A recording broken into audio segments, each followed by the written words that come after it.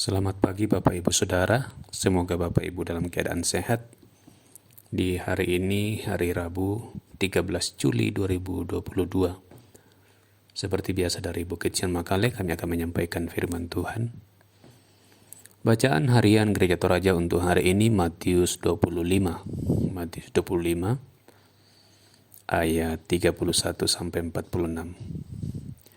Tapi sebelum membacanya, saya mengajak kita berdoa. Bersyukur kepadamu Tuhan untuk segala kasih sayang, segala pemeliharaan cinta kasih dari Tuhan untuk kami semua. Bersyukur untuk waktu mendengarkan firman Tuhan.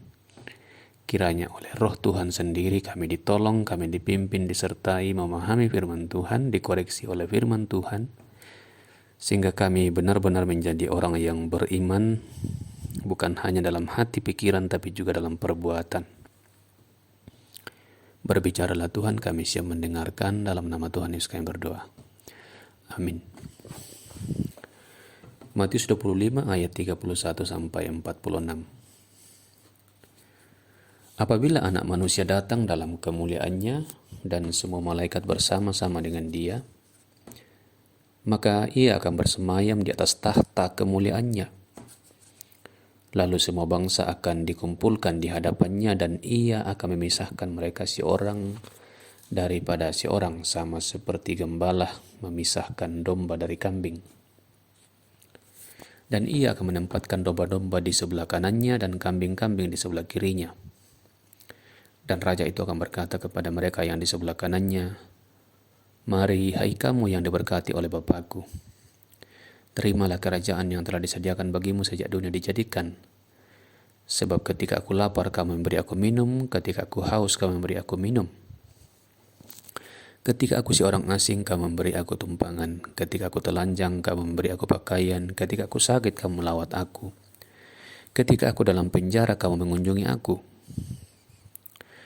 Maka orang-orang benar itu akan menjawab dia, katanya, "Tuhan, bila manakah kami melihat engkau lapar dan kami memberi engkau makan? Atau haus dan kami memberi engkau minum? Bila manakah kami melihat engkau sebagai orang asing dan kami memberi engkau tumpangan, atau telanjang dan kami memberi engkau pakaian? Bila manakah kami melihat engkau sakit atau dalam penjara dan kami mengunjungi engkau?" Dan raja itu akan menjawab mereka, "Aku berkata kepadamu, sesungguhnya segala sesuatu yang kamu lakukan untuk salah seorang dari saudaraku yang paling hina ini, kamu telah melakukannya untuk aku." Dan ia akan berkata juga kepada mereka yang di sebelah kirinya, "Enyahlah dari hadapanku, hai kamu orang-orang terkutuk. Enyahlah ke dalam api yang kekal, yang telah sedia untuk iblis dan malaikat-malaikatnya. Sebab ketika aku lapar, kamu tidak memberi aku makan. Ketika aku haus, kamu tidak memberi aku minum. Ketika aku seorang asing, kamu tidak memberi aku tumpangan. Ketika aku telanjang, kamu tidak memberi aku pakaian. Ketika aku sakit dan dalam penjara, kamu tidak melawat aku." Lalu mereka pun akan menjawab dia, katanya, "Tuhan, bila manakah kami melihat engkau lapar atau haus, atau sebagai orang asing atau telanjang atau sakit atau dalam penjara dan kami tidak melayani engkau?" Maka ia akan menjawab mereka, "Aku berkata kepadamu, sesungguhnya segala sesuatu yang tidak kamu lakukan untuk salah seorang dari yang paling hina ini, kamu tidak melakukannya juga untuk aku." Dan mereka ini akan masuk ke tempat siksaan yang kekal, tetapi orang benar ke dalam hidup yang kekal. Amin. Berdasar pada ayat 46, tempat siksaan yang kekal dan tempat hidup yang kekal, saya beri judul renungan, dua tempat kekal. Dua tempat kekal. Kalau tempat yang sementara di dunia ini banyak sekali yang kita sedang jalani. Ada desa, ada kota, ada metropolitan, ada kosmopolitan, ada yang sangat terpencil, ada yang sangat bagus, ada yang kurang bagus, dan sebagainya.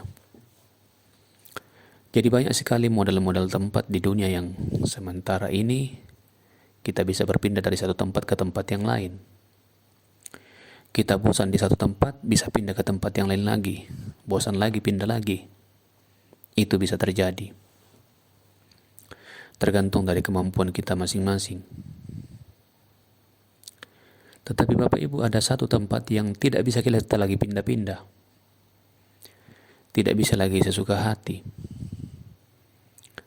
karena disitulah kita akan selama-lamanya. Hanya ada dua tempat, tidak ada yang abu-abu, tidak ada yang mirip-mirip, keduanya sangat bertolak belakang. Tempat yang pertama adalah siksaan yang kekal, lautan api atau neraka. Itu juga disebut di Wahyu pasal 20 ayat 10 dan 15.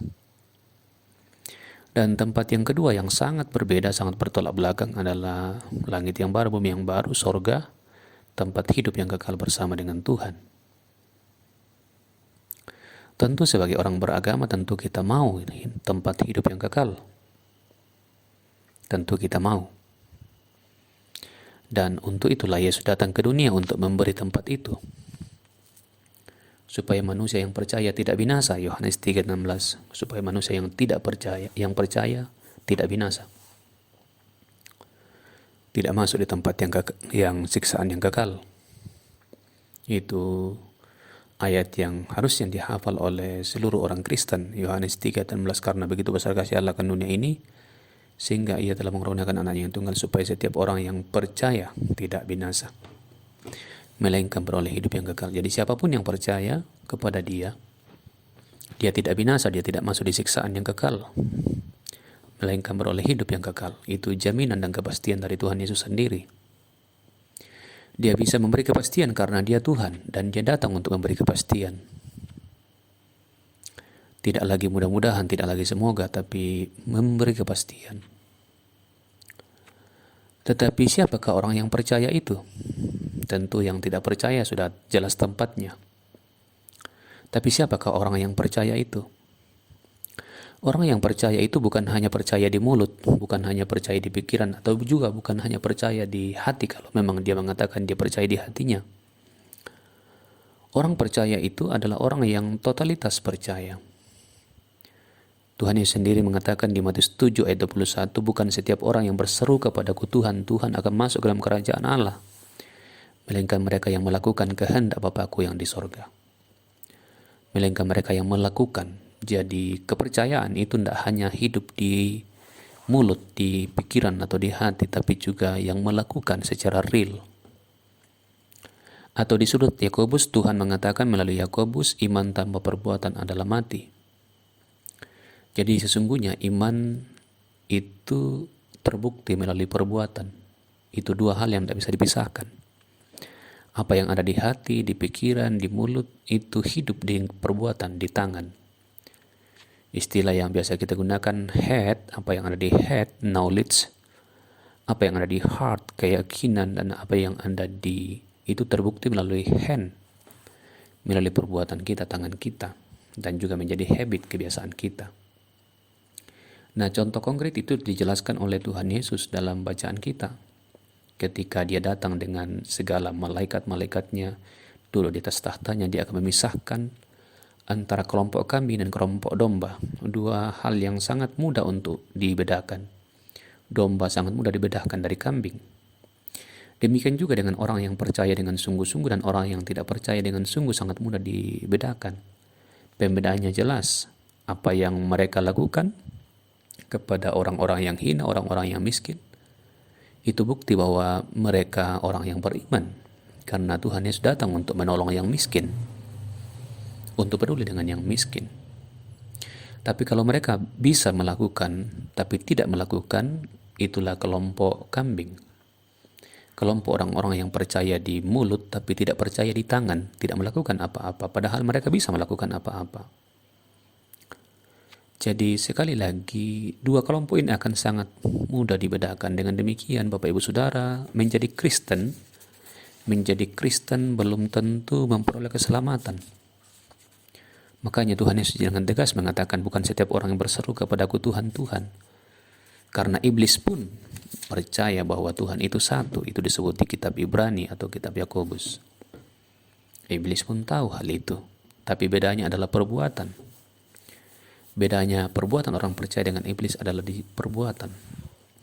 Orang percaya akan melakukan kebenaran, melakukan keadilan, belas kasih, Tapi orang tidak percaya sebenarnya sungguh bisa berbelas kasih tapi tidak melakukan, dan itu orang yang tidak percaya.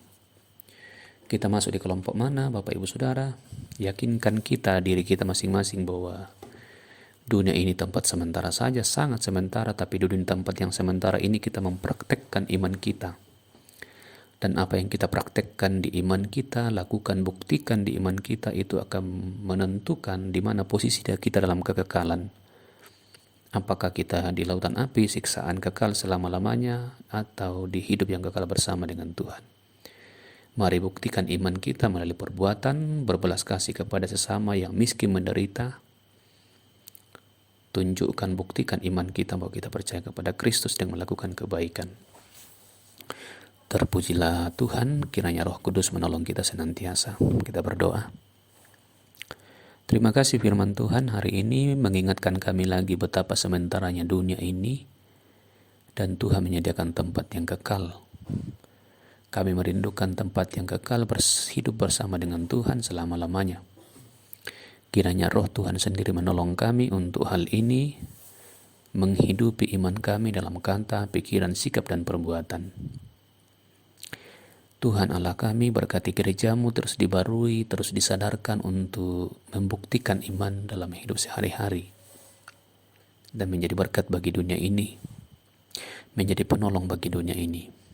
Berkati sama kami yang tak berdaya, menderita, Tuhan peliharakan, dan kiranya gereja Tuhan selalu menjadi yang terdepan untuk mengasihi sesama, karena Tuhan mengasihi kami. Berkati pemerintah kami, tolong mereka, beri hikmat, beri kekuatan, kesehatan. Berkati masing-masing kami dalam pekerjaan, dalam tugas dan tanggung jawab, bersama keluarga, orang tua, saudara, istri, anak-anak, suami. Tolonglah kami semua. Terpujilah nama Tuhan. Kami berdoa untuk yang berduka kiranya dihiburkan, yang sakit kiranya dipulihkan, yang bergumul kiranya diberi kekuatan. Di dalam nama Tuhan Yesus kami berdoa kepada Bapa di sorga. Amin. Demikian Bapak Ibu Saudara renungan kita hari ini. Selamat beraktivitas dan Tuhan memberkati.